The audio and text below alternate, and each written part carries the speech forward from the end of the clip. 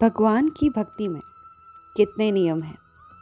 ये नियम ना उन शरीफ लोगों को बहुत परेशानी देते हैं, भोले लोगों को, जो भगवान की भक्ति तो करना चाहते हैं मगर नियमों के डर से कि कहीं हमसे ये गलती ना हो जाए, वो गलती ना हो जाए, तब क्या होगा, हम पाप के भागीदारी हो जाएंगे, हमें कष्ट भोगने पड़ेंगे। इस डर से वो लड्डू गोपाल का ध्यान, उनकी सेवा ही नहीं करना चाहते। मगर ये एक प्रसंग सुनिए जिसे मैंने भी सुना और पाया कि लॉजिकली तो ये सच है, और इसे समझा जाए तो फिर जवाब तो अंदर ही है, हमारे अपने ध्यान चिंतन में। आइए सुनते हैं।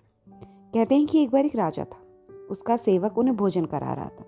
भोजन कराते कराते कड़छी से सब्जी डाली और सब्जी थोड़ी सी राजा के कपड़ों पर गिर गई, जिससे राजा को गुस्सा आया।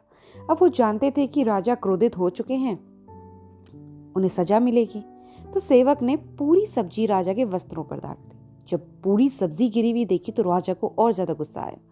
क्रोध में आकर राजा ने बोला, ये तुमने क्या किया मूर्ख? तो सेवक बोला, महाराज। पहले तो हाथ जोड़े, फिर कहा, महाराज मैं आपका एक अनन्य भक्त हूँ, आपका सेवक हूँ। आपके कपड़ों पर मुझसे सब्जी गिर गई और ये त्रुटि हो गई। आप क्रोधित हुए और आप मुझे जरूर इसकी सजा देते, तो बाहर की प्रजा क्या कहती कि बड़ा क्रूर राजा है, इतनी सी बात पर सजा दे दी। तो मैंने पूरी सब्जी गिरा दी ताकि अब अगर बाहर बात पता चले तो लोग आपको दोषी ना ठहराएं। वो ये ना कहें कि देखो तो कितना क्रूर राजा है, वो ये कहें कि मूर्ख था सेवक, जिसने एक राजा के साथ अपमानजनक काम किया। तो दंड तो मिलना ही था। महाराज, मैं इतने साल से आपका अनंत भक्त हूँ, आपका सेवक हूँ। मैं नहीं चाहता कि कोई आपके बारे में कुछ गलत कहे। राजा थोड़ी देर गुस्सा रहने के बाद मुस्कुराया और उसे गले लगा लिया। इस प्रसंग का शीर्षक ये है कि जब हम सच्चे मन से भक्ति करते हैं ना, सच्चे मन से किसी चीज को मानते हैं, तो फिर वहां छोटी मोटी त्रुटियों की कोई जगह नहीं होती। और जितना हम एक्सपेक्ट करते हैं, भगवान हमसे दुगना प्यार करते हैं। जो होता है सही होता है।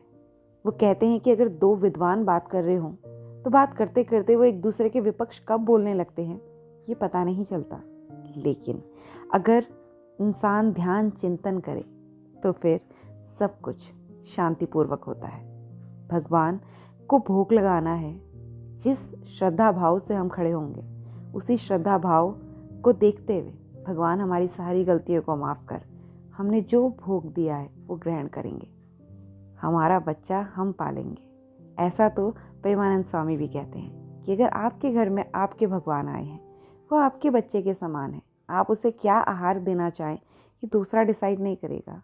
हाँ, कुछ नियम होते हैं जो सर्वत्र हैं, वो तो ध्यान रखने ही पड़ते हैं। उसके अलावा ये आज नहीं होगा, ये कल नहीं होगा, ऐसा नहीं वैसा नहीं, इन सब में ना पड़े। भगवान के ध्यान चिंतन में रहें। इतना विश्वास तो मेरा भी है कि अगर हम जैसे अटकेलियाँ करने वाले भगवान के ध्यान चिंतन में रहकर बहुत कोई परिवर्तन अपने जीवन में ला सकते हैं, तो फिर शुरुआत तो कोई भी कर सकता है। आज का ये सत्य प्रसंग मुझे बहुत ज़्यादा प्रेरणा दे गया। आशा करती हूँ आपके दिल के भी थोड़ी सी उलझनों को सुलझाने में सार्थक रहा होगा। अगर ऐसा कुछ है तो लाइक बटन पर क्लिक कीजिए, subscribe the channel for more, क्योंकि मैं मानती हूँ कि जितनी भक्ति और प्रेम को बढ़ाया जाए उतना बढ़ता है।